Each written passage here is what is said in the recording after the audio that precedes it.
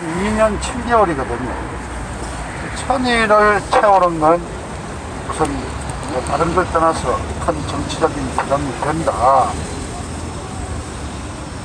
그리고 그때 아마 이 좌파들끼리 또 좀 챙겨줘야 될 몇 명이 있었지 않습니까? 그 옛날 총리했던 한명숙이는 뭐 정치자금법으로 돈 받아먹고 들어갔지만은 한명숙이 이광재 노무현이 아주 오른팔이었다는 뭐 그다음에 저 민노총 한상열이는 나와있지만은 요번에 사면을 시켜준다고 그렇게 작심을 하면서 국가보안법 특히 그 찬양 고무죄에 해당됐던 우리는 이름 잘 모르는 아주 빨갱이들이 많습니다. 그 친구들을 다 사면시켜준다고 그런 지금 준비를 하면서 서금원이 우리 대통령님을 그 끼워 넣어가지고 한다 하는 그런 또 이제 시나리오도 들었고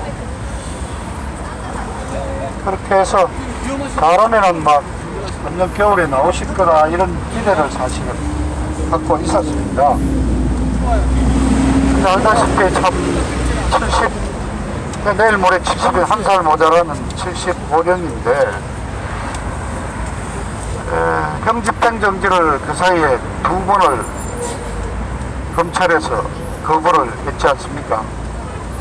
그래서 이제 검찰 쪽도 뭐 나름대로 이제 인맥을 더듬고 해서 나름대로 여러 가지 얘기를 했습니다. 그래서 우리가 저도 좀 거들고 있는데 검찰 측에는 어차피 대통령을 풀어주고 하는 이런 문제는 일개 형식은 서울중앙검사장이 하도록 되어 있지만 검사장 수준에서 결정될 일이 아니지 않느냐. 그건 결국 청와대에서 결정할 건데 어쨌든 이 정치권은 내년 선거를 앞두고 있기 때문에 여러 가지 고려하는 점이 많거든요. 정치권에서 어떤 식으로 우리가 문제를 풀어볼 테니까 검찰은 이거는 정치적인 사건은 정치권에서 풀어라 하는 입장에서 시비를 걸지 말아달라 하는 얘기를 사실은 윤석열 검찰총장 직접 만날 수는 서로가 안 되니까 도저히 불가능하니까 쪽으로 이렇게 얘기를 하면서 나름대로 은밀하게 그동안 열심히 좀 그런 접촉이 있어 왔습니다. 그래서 저희들은 당장 12월 25일께까지 시간이 좀 있으니까 수술 대충 끝나는 날짜를 저희들은 이번 주말 다음 주 초 10일 전후가 되지 않겠느냐. 그럼 그때쯤에 뭐 그거는 뭐 병원 측이나 검사가 뭐 하기 나름이니 오른쪽 어깨도 왼쪽 어깨를 요번에 수술을 했죠. 근데 오른쪽 어깨도 굉장히 안 좋답니다. 왜냐하면 한쪽이 안 좋으니까 오른쪽을 또 쓸 수밖에 없어요. 한쪽이 나쁘면 우리 신체는 다른 쪽도 상하거든요. 근데 오른쪽 어깨도 제가 듣기로 15도를 못 들어 올린대요, 지금. 그래서 왼쪽 수술은 됐지만 오른쪽 어깨도 안 좋다. 또는 뭐 이 디스크도 좀 악화가 돼 이쪽은 치료가 잘 안 됐어. 이런 식으로 해서 병원을 좀 더 연장시키면서 연말까지는 간다. 이렇게 저희들은 어떻게 보면 좀 낙관을 했을지도 모르겠습니다. 지금 생각하니까 참 마음이 아픕니다. 진짜 이 정권 비정합니다. 그 며칠 전에 지난주에 있었던 대법원 특활비, 국정원 특활비 갖다 쓴 거를 파기환송할 때 뭔가 좀 조짐은 안 좋았습니다. 그 국정원 특활비라는 거는 혹시 시간이 있으시죠? 알고 계셔야죠, 그죠? 사실은 뭐 기업하는 분이 뭐 비자금을 만들어 가지고 문제가 되듯이 사실은 어떻게 보면 대통령, 그 다음에 그 밑에 총리, 그 다음에 장관급들, 고위 대한민국 고위 관료들이 사실 비자금 역할을 하는 거거든요. 예를 들어서 뭐 부처에서 큰 일을 잘했다, 아주 뭐 했다, 검찰에서 뭐 어떤 사건을 잘 해결했다, 경찰에서 그렇다 하면 대통령이 봉투를 하나 내려보내가지고 그 돈으로 수사관들 격려 한번 해주면 이런 데 쓰는 돈이 국정원 헐입니다. 근데 이건 대한민국 대통령 제도가 생긴 이래로 해왔던 관행이고, 그러나 세월이 오면서 이것도 투명하게 해야 되지 않느냐, 이런 식으로 가서 결국 이 말하자면 정부 특수활동비도 어디에 넣자 해서 내준 게 국정원에 넣기로 되어 있습니다. 국정원이 과거에 중앙정보부 안전기획부 안기부에 시작된 그쪽은 간첩을 잡고 대북 관련 공작을 하는 부처이기 때문에 은밀하게 내역을 밝힐 수 없이 쓸 수 있는 돈을 많이 확보해놔야 되는 제도적으로 그런 부처이기 때문에 국정원 쪽에다가 돈을 만들어 놓고 대통령이 필요할 때 가져다 쓰는 것이 그동안에 해온 국정원 특활비입니다. 얘를 멀리 볼 수도 없습니다. 김대중 시절만 해도 김대중이는 1,000억이 넘는 돈을 썼죠. 아마 정력으로 YS도 거의 1,000억에 가까운 특활비를 썼습니다. 그 이후로 조금씩 줄어왔지만은 역대 대통령들은 전부 다 최소한 200억 이상씩 다 썼습니다. 그러나 우리 대통령 박근혜 대통령만큼은 35억 받아 쓴 겁니다. 35억. 그런데 자, 한 번 건너뛰어서 그럼 이 정부는 박근혜 대통령이 국정원 특활비 가져다 쓴 거를 횡령이다, 뇌물이다, 국고 손실죄라고 했는데, 단죄를 그렇게 해서 단죄를 했다면은 이 제도를 없애야 되겠죠. 그렇지 않습니다. 이 문재인 586 정부도 특활비 제도 그대로 운영하고 돈 갖다 썼습니다. 작년까지 특활비 국정원에서 가져다 쓴 것이 공식으로 국회 보고한 내용이 60억입니다. 박 대통령보다 벌써 2배 이상 썼습니다. 그래서 작년에 유명한 사건이 있었지 않습니까? 국정감사 시기에 운영위원회에서 임종석 당시 비서실장 불러놓고 특활비 내역 물으니까 내역은 밝힐 수 없게 되어 있지 않느냐. 그러나 최소한 기본적인 걸 밝혀라 그랬더니 임종석이가 오히려 과음을 객질렀죠. 우리가 쓸만한데 다 잘 쓰고 있으니까 신경 쓰지 말라고 말이야. 이런 나쁜 놈들입니다. 자기들도 지금 현재까 작년까지도 60억을 쓰고 있는데 대통령 35억을 쓴 거를 문제 삼았는데요. 감옥 가야 돼. 1심에서 징역 6년을 때렸습니다. 이걸 가지고. 근데 2심에 와서 그 중에 2억은 무죄로 선고했습니다. 자반 그 2억은 전달 과정 이런 게 있어서 무죄로 하고 33억을 가지고 그 중에 이런 나눠가지고 뇌물이 안 되니까요. 뇌물죄가 안 되니까 27억에 대해서 국고손실죄라는 형법 조항을 들이대가지고 1년을 깎아서 5년을 2심에서 선고를 했습니다. 또 1년 깎인다고 30년 넘게, 이 70에 30년이면 사실상 종신형 아닙니까? 의미가 없습니다.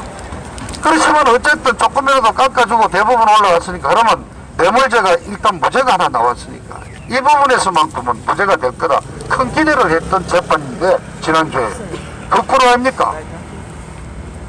무죄 선고했던 2억도 뇌물은 아니지만은 그것도 국고 손실에 해당된다 해가지고 35억 전체를 국고 손실죄로 걸어서 다시 심사위라고 보냈습니다. 그러니까 파기환송의 취지는 박근혜 대통령한테 형을 더 때리라는 겁니다. 1년이든 2년이든 의미가 없더라도 좀이라도 더 때리라는 얘기입니다.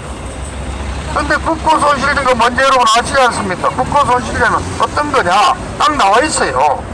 국가 예산, 국가 돈을 만지는 회계관계 직원들이 돈을 빼먹을 때, 횡령도 되고 무슨 배임도 되고 해서 빼먹는 게 국고손실입니다. 대통령이 회계 직원입니까? 아니지 않습니까?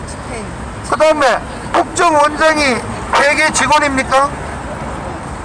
회계 직원 하면 우리가 아시지 않습니까? 그죠? 우리가 흔히 말하는 격리 회계 담당 직원들이 쓰는 그 사람들이 국가 돈을 못 빼먹도록 그 친구들한테는 특가법을 적용해서 너희들이 국가 돈 빼먹으면 다른 데 2, 3년 때릴 거 5년 이상 때린다는 그게 특가법이거든요. 특별 가중처벌하는 그 조항인데, 이 판결은 대통령도 회계관계 직원의 돈을 받아 먹었다는 누구냐? 국정원장을 회계관계 직원으로 본 게 이번 지난주에 나왔던 2심 판결의 핵심입니다.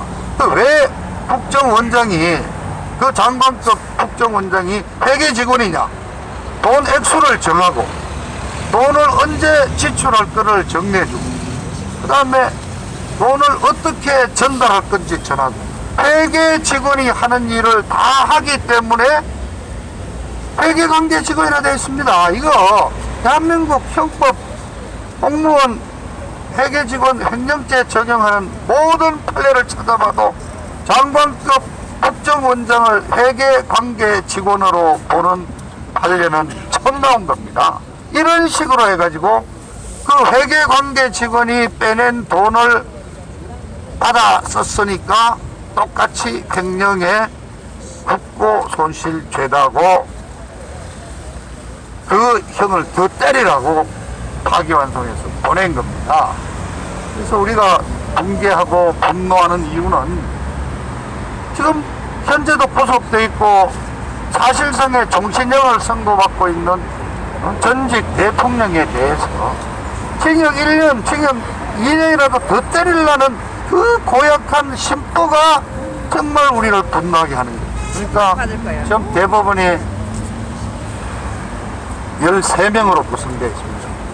대법원장을 포함해서 13명인데 그 중에 박근혜 대통령 시절에 어쨌든 임명한 사람들이 현재 4명이 있습니다.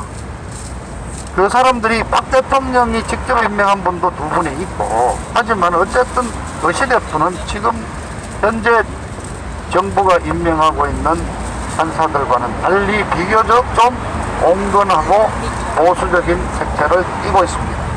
그리고 또 2분이 현재 야당 측 추천으로 해서 조금 보수적인 부분이 좀 있습니다. 그래서 13명 중에 대법원장을 빼고 6명이 조금은 그래도 온건한 편이고 나머지 6명은 거짓말, 이거 참 놀랍니다. 이게 바로 유명한 민변 우리법 연구회 출신들이 몽땅 6명을 차지하고 있습니다. 거기에 대법원장도 들어가 있죠. 그러니까 지난 한 2주 전에 난 판결이 하나 있죠.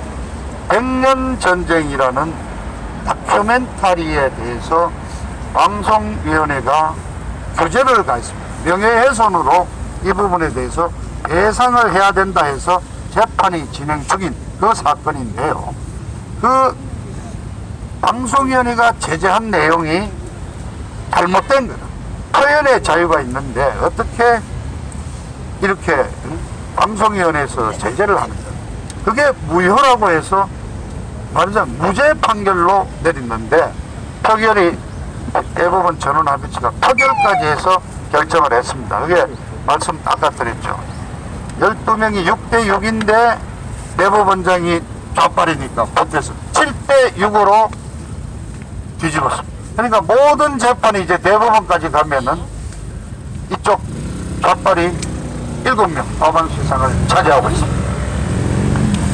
아까 박 대통령 재임 중에 임명된 대법원 4명, 이분들이 이제 내년에 2명, 앞으로 2년 못 가서 4명 전원이 퇴직을 합니다. 그러면 앞으로 1년 반 지나면은 대법원은 아마 야당 추천목 1명 정도 빼고 13명 중에 최소한 11명, 12명이 전원 빨간 색깔로 구성이 될 수밖에 없는 상황이 될 수 있습니다.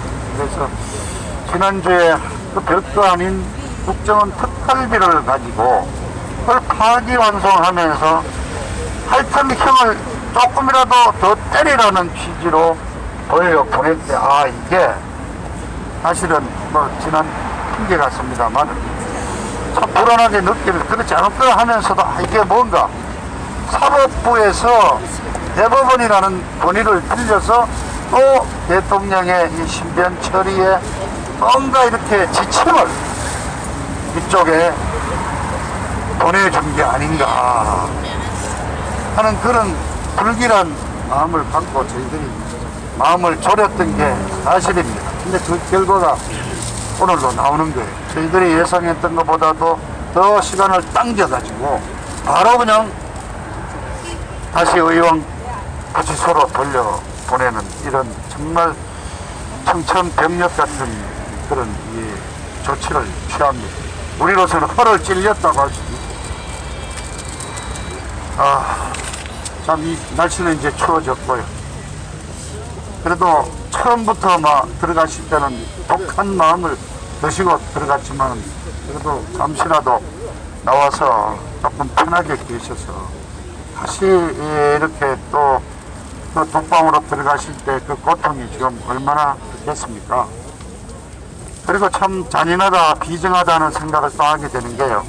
역대 대통령이 그래도 구속된 적이 있습니다. 전두환 대통령, 노태우 대통령은 그 YS, 위정 보수로 할 수 있는 그 YS에 의해서 역사 바로 세우기 운동이라는 이름으로 감옥 생활을 했는데 전 대통령은 2년 한 1개월인가 남짓, 노태우 대통령이 2년 3개월 정도 이렇게.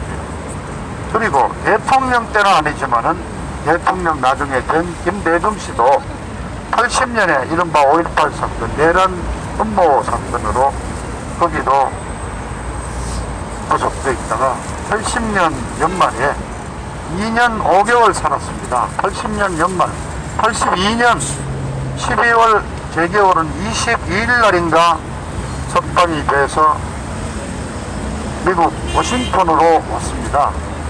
제가 마침 그 당시에 보이스 오브 아메리카 기자로 파견 나가 있었잖아요. 제가 그날 밤에 워싱턴에 있는 그 내셔널 에어포트라고 내셔널 공항에 가서 한국서 날아온 김대중 씨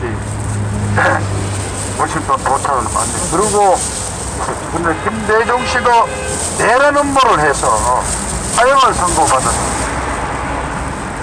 사람 죄수도 2년 5개월 만에 풀어줬습니다. 명목은 신병 치료를 위해서 그 당시만 해도 37년 전 옛날이니까 우리나라 의료시설도 어렵고 할 때니까 다 미국으로 치료하러 올 때, 그래서 그 명목으로 미국에 치료하라는 명목으로 풀어줬습니다.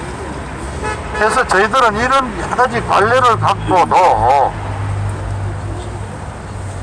25일 성탄절날 1000일을 넘기기는 부담이 될 거다. 그 다음에 이미 2년 7개월, 2년 8개월째 들어갔고 최장 수감 기록을 참 이거는 절대 만들어야 안 되는 겁니다만 그런 수감 기록을 지금 세우셨고, 또 여성이 봄이고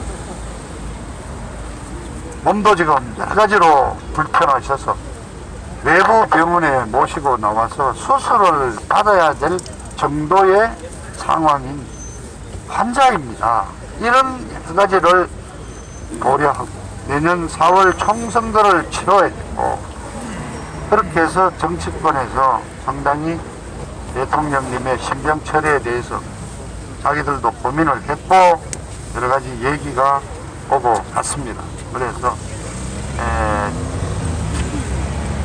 세 가지 시나리오를 생각을 했습니다. 첫 번째가 아까 말씀드렸던 대로 이달 중에 성탄절 전에 아마 한 10일 정도에서 병치료가 조금 더 필요하다는 얘기가 나와서 계시다가 성탄절 전후에서 나오는 방법, 이게 첫째 우리가 생각을 했던 거고요. 두 번째는 내년 만약에 또 한명숙이라든가 자기들 식구들이나 사면도 또 자기들대로 입장 때문에 쉽지 않은 부분이 있으니까 성탄절 특사 같은 게 없다면은 좀 더 고생하시갖고 내년 1월 하순경 음력설 직전에, 왜냐면 음력설은 내년 음력설은 예년의 음력설이기도 합니다만은 4월달에 국회의원 선거가 있기 때문에 지역에서는 우리 지역 국회의원 누가 되느냐는 얘기부터 설 차례상 가족들 친지들이 둘러앉아서 번복을 하고 이렇게 하면은 저절로 거기에 박근혜 대통령도 참 아직 못 나왔지 이런 얘기가 나오게 될 거고, 이제 3년이다 이런 얘기가 나오게 되니까 부담이 되죠. 그래서 두 번째 저희들이 예상했던 시기는 1월 하순 설 부정 직전이 되지 않겠느냐. 그런데도 이 자들이 아주 악독해서 안 풀어준다면은 3월 1일 3.1절 때 특별 사면 조치가 항상 있어 왔습니다. 그래서 3.1절에 맞춰서 그때 2월 28일 되겠죠. 3월절에 맞춰서 풀어주지 않겠느냐. 대통령을 감옥소에 참 쳐넣어놓고 뭔가 선거를 치르면서 뭐 신년사도 해야 되고 무슨 국민 통합이니 있다고 어떤 입에 침도 안 바르고 하는 거짓말이지만은 어쨌든 문재인이도 뭐 떠들어야 된다면은 박근혜 대통령 문제는 넘어갈 수 없지 않냐. 그래서 마지막으로 또 까지라도 기대하는 것은 3.1절 이렇게 세 가지로 대충 사실 아주 냉정하게 말씀드리면은 저희들은 하고 단계별로 나름대로 노력을 해왔습니다. 예, 참만 뜻밖, 어제 저녁 밤부터 저도 전화를 막 여러분들한테서 받기 시작했는데, 아, 그래? 정말 인거 같냐. 저희들 예상보다도 한 일주일을 빨리 이런 통보가 오게 된 것 같습니다. 그 아침, 예, 버스를 타고 여기 오면서까지도, 사실이 아니겠지. 우리가 항의하면은 오전 중에 또 바뀔 수가 있겠지. 이런 기대를 갖고 나왔습니다. 뭐 어떻게 하면 그런 마음으로 기도를 할지 그러고 뭐 그런 또 생각을 했습니다. 지금 우선 어떻게 하느냐. 치료가 됐는데 계속 병원에 장기 석 달 이렇게 장기 입원하는 게 누가 봐도 특혜로 보이고 하니까 혹시 바로 아까 말했듯이 이달 말쯤에 성탄절 직전에 풀어주기 위해서 우선 잠깐만 며칠만 들어가 계시다가 나오도록 해주는 혹시 마지막으로 한번 고생시키고 이제 풀어주려고 그러는 거 아니냐. 꼭 그렇다 그러거든요.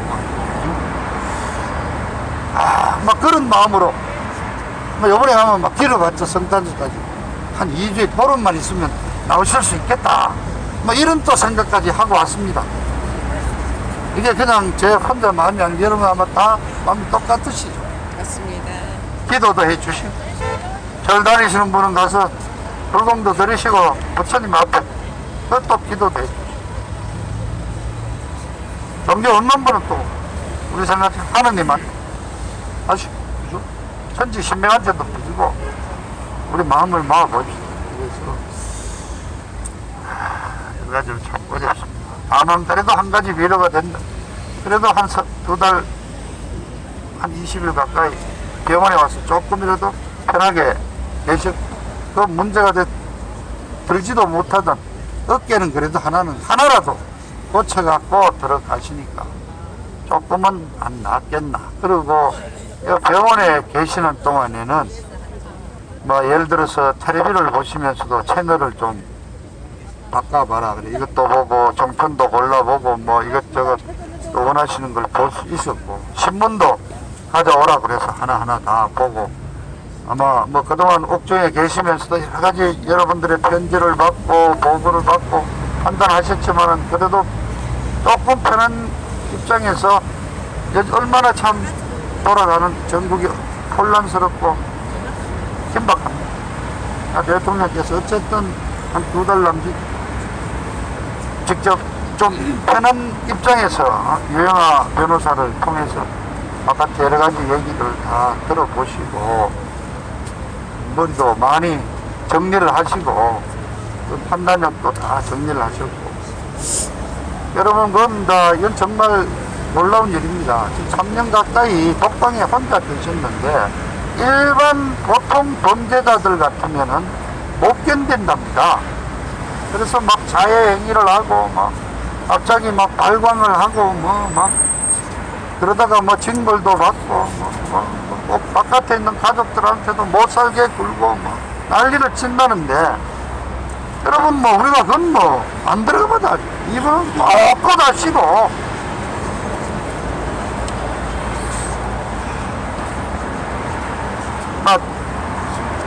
이런 얘기를 들어봅니다. 우리 요번에 구명운동을 하는 과정에서 검찰 쪽에 이런 얘기를 했더니 검찰 쪽에서 이런 얘기를 해요. 옛날에 박지원이 못 봤나 이게. 박지원이 가지고 돈 몇억이 아니죠. 몇백억을 챙겼을 겁니다 아마. 그 뭐 자기가 전달하면서 그 뚜껑을 막 깨스마다 떠들어온 돈인데 우리 봤지 않습니까? 눈에 안대 가르고 뭐 반자복 입고 휠체어에 매달려가지고 뭐 거의 다 죽을 것처럼 하던 박정희 그때부터 몇 년? 벌써 15년 지났습니다. 또 폴파잖아요. 늙지도 않았어. 그래서 검찰에서 이런 얘기도 했대요. 그 형집행 정지 신청이 2번이 들어왔기 때문에 어쨌든 기각을 했지만은 담당 검사가 의사를 대동하고 구치소 현장에 가서 몸 상태를 체크를 다 했습니다. 했는데 이쪽에 뭐 그런 말은 옛날에 박지호이처럼 좀 아프다가 이래 좀 들어나가 좀 끙끙 좀 앓으시면은 좀 될 건데 꼬다에 앉으셔가지고 뭐 검사 묻는 말 딱딱 뭐 정확하게 얘기하고 검사 같은 거 좀 해달라 이게. 근데 이분 뭐 정신 상태가 딱 돌아가시고 몸은 아프지만 몸 단정하게 대통령이 지금 유영아 변호사만 만나고 일체 아무도 안 만나니까 서운해하시는 분들이 한두 사람이 아닙니다. 그렇죠? 면회 다 가보십시오. 단체 면회라도 할 수 없느냐. 그런 생각도 아닙니다. 서울구치소 그 강당에 우리 다 한 500명 갖고 딱 줄서가 500명, 200명씩 들어가게 돼가 기다리면 앞에 나오시면 차례 경례하고 또 나오고 또 200명씩 들어가고 단체 면회라도 좀 할 수가 없냐. 일체 안 하시는 게 이쪽에서도 제약을 하는 것도 있겠지만 대통령 본인의 말씀을 제가 유영아 변호사의 말들을 인용을 해서 전달해 드리면은 죄수복 입고 있는 이 내 초라한 모습을 우리 대한민국 국민들한테 나는 보여줄 수가 없다는 거예요. 그 하나입니다. 그래서 변호사인 당신만 딱 한 사람 안 할 수 있는 당신만 일체 적이 없습니다. 아직도 대통령으로서의 품위를 반드시 지키고 계시고 시시하게 좀 일찍 몇 달 일찍 풀려고 나오려고 엄살 부리는 그런 비겁한 짓 안 하시나 아주 정정당당한 우리 대통령입니다. 정말 이런 얘기까지 당당하신 분이 또 오늘 들어가시더라도 저는 또 당당하게 버티시고 꿋꿋하게 또 버티시고 그러나 저는 뭐 여러 가지 그 내막 은밀한 얘기 다 말씀드렸죠. 올해는 안 간다고 생각합니다. 가서 이번에 마지막 정리하고 다시 나오는 마지막 서청대 행차다. 그렇게 생각하시고 또 우리가 마음을 또 다잡읍시다. 그러나 자 우리가 막 이렇게 결사항전을 하면 혹시 또 어떻게 조금이나 딜레이 되고 또 마음을 바꿀 수도 있으니까 오늘 오전 내내 열심히 투쟁해야 됩니다. 도도 외치고 또 가실 때 확실하게 응원이 될 수 있도록 하시고 또 저 서청대 쪽에는 또 많은 분들이 이미 12시부터 지금 집회를 시작하고 있습니다. 그래서 우리 의지를 굳게 또 보내주시고 또 돌아가시면 대통령을 위해서 기도도 많이 해주시고 제가 뭐 여러분들 추운 날씨에 서 계시는 것 같아서 이런저런 생각난 얘기를 말씀드렸습니다. 우리 다 같이 오늘 또 고생합시다. 감사합니다.